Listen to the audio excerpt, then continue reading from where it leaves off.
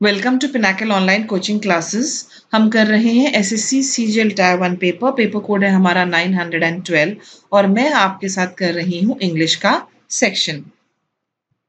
In the following question, out of the four alternatives, choose the word which best expresses the meaning of the given word and give the answer corresponding to it.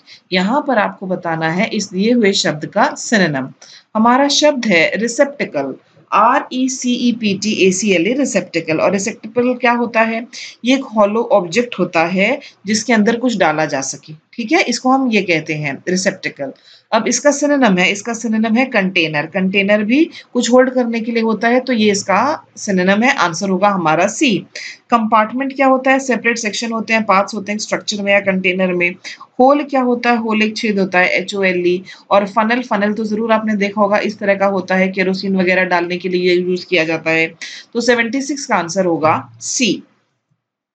77 में आपको वो शब्द बताना है जो opposite in meaning है, यानी कि विपरीतार्थक।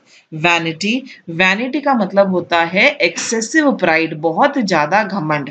Okay, vanity. तो इसका ऑपोजिट क्या होगा? इसका ऑपोजिट होगा ह्यूमिलिटी। ह्यूमिलिटी होता है विनम्रता, मॉडेस्ट बनना।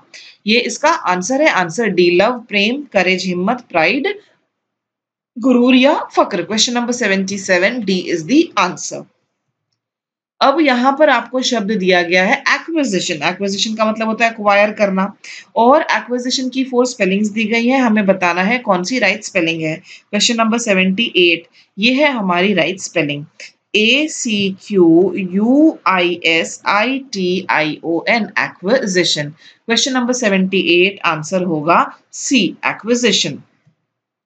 79, 80 और 81 अब हम कर रहे हैं spot the error in the sentence. ठीक है, स्पॉट द एरर कर रहे हैं। देखते हैं फर्स्ट सेंटेंस।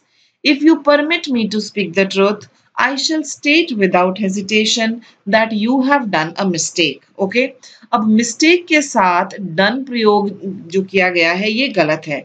मिस्टेक या तो made, we will say he made a mistake, या फिर हम कहेंगे ही कमिटेड अ मिस्टेक। ठीक है, इस तरह से यूज होता है। ये दो वर्ब्स मेनली यूज होते हैं। क्वेश्चन नंबर 79 के लिए एरर हमारा पार्ट सी में है। 80, I succeeded persuading him to come with me only after hours of argument. यहां पर अगर आप ध्यान से देखें, I succeeded persuading him to come with me only after hours of argument। यहां पर जो पार्ट ए है उसमें हमारी जो प्रेपोजिशन है वो मिसिंग है। I succeeded in persuading him to come with me only after hours of argument। जब आपको किसी चीज में कामयाबी मिलती है तो हम कहते हैं succeeded in, I succeeded in getting the tickets done, I succeeded in getting a hotel for myself। So question number 80 का जो आंसर है वो है ए। पार्ट ए में हमें preposition in का प्रयोग करना है। Error is in part A। 81, vermin does much harm to crops। Vermin part A, does much harm part B, to crops C, and finally D, no error। अब अगर आप इसको ध्यान से देखें इस सेंटेंस को, तो आपको वर्मिन का मतलब पता है? VERMIN। वर्मिन क्या होता है? ये पैरासिटिक वर्म्स होते हैं। ये पैरासिटिक वर्म्स होते हैं और ये फसलों को नुकसान पहुंचाते हैं। और ये जो शब्द है ये प्लूरल है। ठीक है, ये प्लूरल नाउन है। तो अगर ये प्लूरल नाउन है हमारा शब्द, तो इसके साथ डज का प्रयोग नहीं होगा, क्योंकि डज जो है ये एक सिंगुलर वर्ब है। ये सिंगुलर वर्ब है। मुझे क्या यूज करना है? मुझे यूज करना है डू। तो एरर मेरा पार्ट बी में है। डज के स्थान पर डू का प्रयोग करें। Question number 81 B.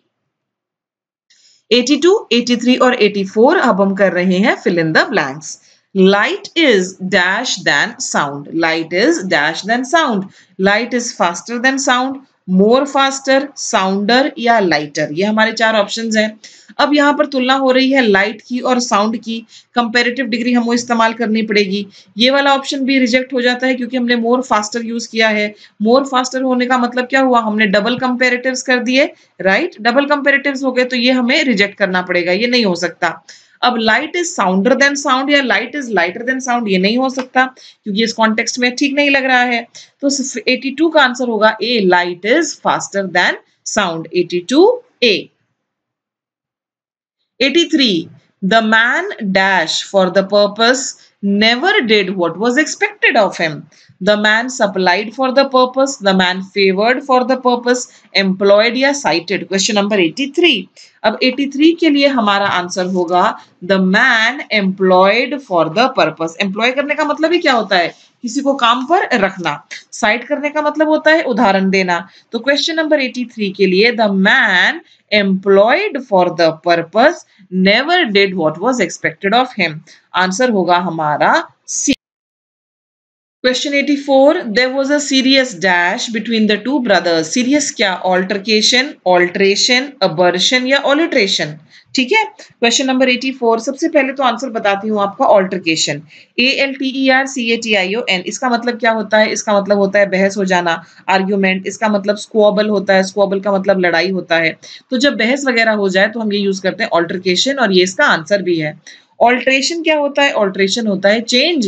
क्या आप अपने कपड़े ऑल्ट्रेशन के लिए देते हैं? यस। अबर्शन, ABERRATION, इसका मतलब होता है डिविएट होना, सही पथ से डिविएट होना। और ऑलिट्रेशन, ALLITERATION, ये होता है जब एक के बाद एक शब्द जो आते हैं उनका, जैसे मैं कहूं स्वीट सैंग, ओके, स्वीट सॉन्ग संग, ये मैं 3 शब्द बोल रही हूँ, ठीक है। अब इनमें जो तीनों शब्द हैं ये अल्फाबेट S से शुरू हो रहे हैं। जब जो शब्द आते हैं सीक्वेंस में वो सेम अल्फाबेट से शुरू हो, 2 शब्द हो सकते हैं, 3 हो सकते हैं, 4 हो सकते हैं, तब हम कहते हैं ऑलिट्रेशन। तो क्वेश्चन नंबर 84 के लिए आंसर होगा हमारा ए। 85, 86 और 87 में अब हमें करना है इडियम्स एंड फ्रेजेस। हमारा पहला शब्द है to give one self airs. To give one self airs, question number 85। इसका मतलब है बहुत ही अकड़ में बिहेव करना, टू बिहेव अरोगेंटली, ओके। अब स्पेस टू ब्रीथ, तो सांस लेने के लिए स्पेस देना, टाइम, समय, एक्टिंग स्ट्रेंज, अजीब तरीके से बिहेव करना। To give one self air का मतलब होता है टू बिहेव अरोगेंटली। क्या हम हिंदी में नहीं कहते हैं उसको बहुत हवा लग गई है? तो वो जो हवा लगना है वो है to give oneself airs, to behave arrogantly. 85 D.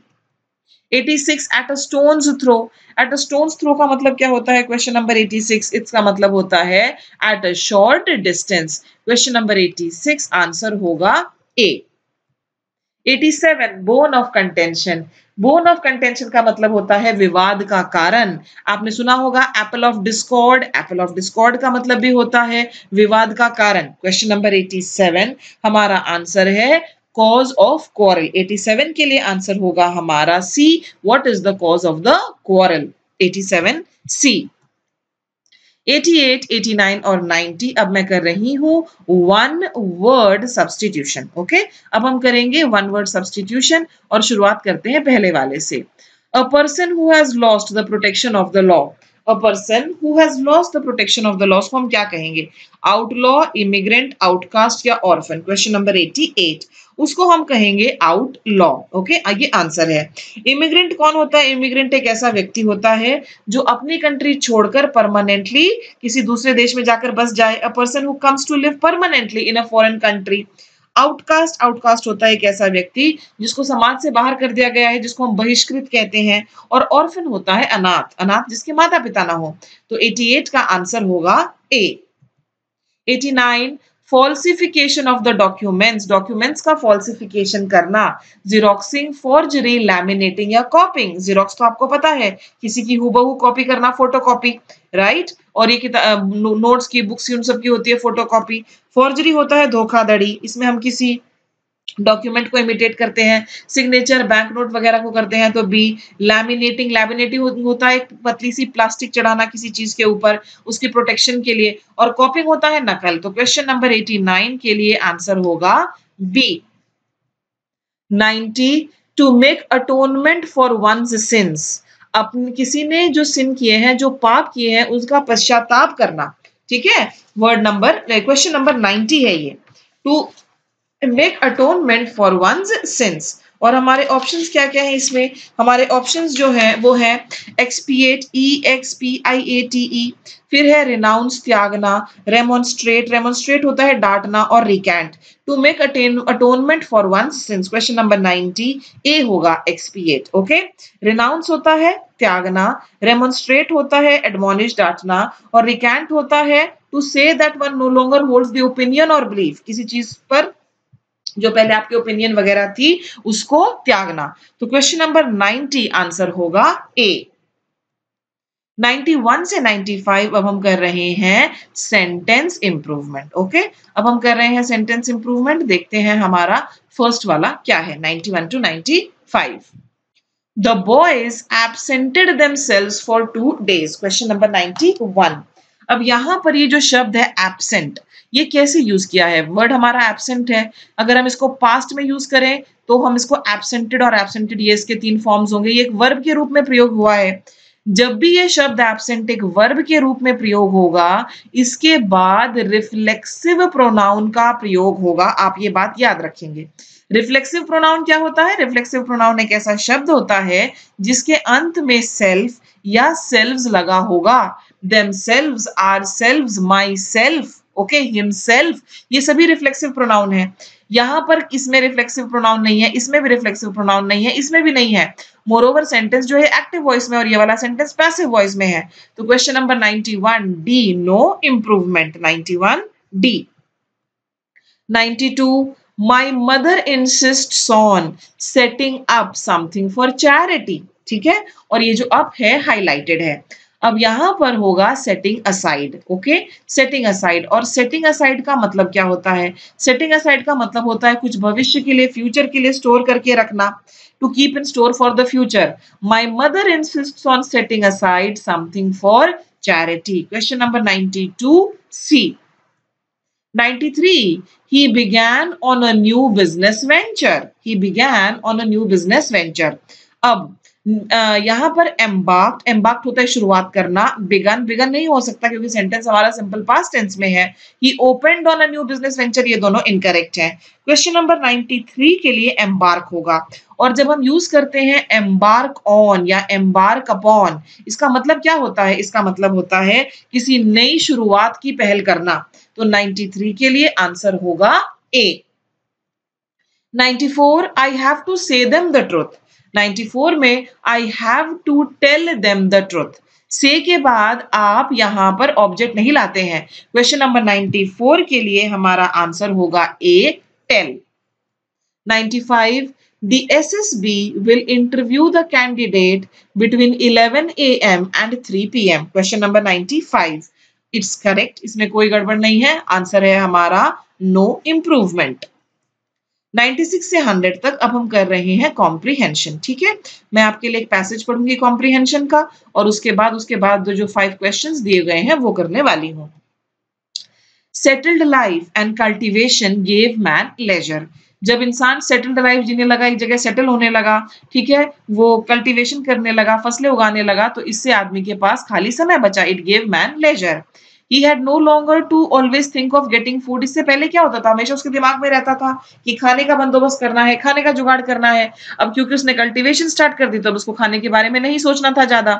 During spare time, जब उसका खाली समय होता, he could make stone tools। वो स्टोन टूल्स बनाता, होज बनाता, पॉट्स एंड वीव क्लॉथ, वो ये सभी काम करता। Some people spared from producing their own food could even devote themselves to other activities all the time। और कुछ लोग जिनको अपने लिए खाना प्रोड्यूस नहीं करना था, वो अपना समय कुछ और एक्टिविटीज में भी लगा सकते थे। और इससे क्या हुआ? इससे डिवीजन ऑफ लेबर हुआ। जो श्रम था उसका विभाजन हुआ। डिवीजन ऑफ लेबर ने it made it possible for various groups to specialise. लोग जो है अलग अलग चीजों में स्पेशलाइज करने लगे। कुछ मिट्टी के बर्तन ही बनाने लगे, कुछ लकड़ी का सामान ही बनाने लगे। The division of labor made it possible for various groups to specialize, that is to acquire greater skill and learn better techniques। और ये जो ग्रुप्स थे, इन्होंने और अच्छी स्किल सीखी और बेटर टेक्निक अपनाई और एक ही प्रकार का ये काम करने लगे। द सेटल्ड कम्युनिटी, अब ये लोग जो सेटल हुए, ये जो समुदाय था, life needed rules and to regulate the behaviour of the members of the community. उसके बाद कुछ कानून और नियम बनाए गए जिससे कि जो समुदाय के लोग थे उनके बिहेवियर को रेगुलेट किया जाए। It is not possible to know exactly how regulations were established. ये बताना तो बड़ा मुश्किल है कि पहला रूल कैसे बनाया गया, रेगुलेशन कैसे बनाया गया, पर ऐसा लगता है कि decisions regarding the community were taken by the people as a whole, कि जो सभी लोग थे वो मिलकर कम्युनिटी से संबंधित डिसीजंस लेते थे, या फिर शायद वहां पर एक काउंसिल ऑफ एल्डर्स था, बड़े लोगों का एक ग्रुप था, as is in the practice in tribal societies. There were perhaps no king, हो सकता है शुरुआती स्टेज में कोई राजा महाराजे नहीं थे, कोई ऑर्गेनाइज्ड गवर्नमेंट नहीं थी, व्यवस्थित समाज गवर्नमेंट नहीं थी। मोस्ट लाइकली संभवतः there were chief selected by the community, community स्वयं चीफ्स चुनती थी और उन लोगों को चीफ चुना जाता था जिनमें लीडरशिप की क्वालिटीज हो। But these chiefs could not pass their position on to their sons, ये जो चीफ होते थे ये अपनी पोजीशन अपने बेटों को नहीं दे सकते थे। And they enjoyed few special privileges, और इनको कुछ विशेष अधिकार भी ज्यादा नहीं थे, थोड़े बहुत ही थे। Archaeological excavations have not revealed anything which would indicate the prevalence of a higher status for some members of the community. जो हमें चीजें मिली है एक्सकवेशन के दौरान, खुदाई के दौरान, वो भी ऐसा कोई संकेत नहीं करती हैं कि एक इंसान को दूसरे से ऊपर स्टेटस दिया जाता था। This is also supported by the study of life in many tribes in modern times. Social inequalities do not seem to have emerged even in Neolithic times. तो इस Neolithic time में social inequalities नहीं थी, ठीक है, सब बराबर थे। सिंपल सी कॉम्प्रीहेंशन है। अब हम देखते हैं कि हमारे क्वेश्चंस कैसे हैं।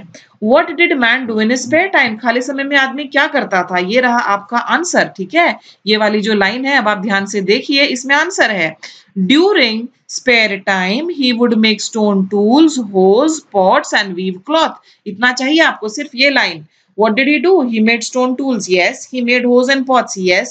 Did he he weaves cloth? Yes. या सब कुछ, वो सब कुछ ही करता था।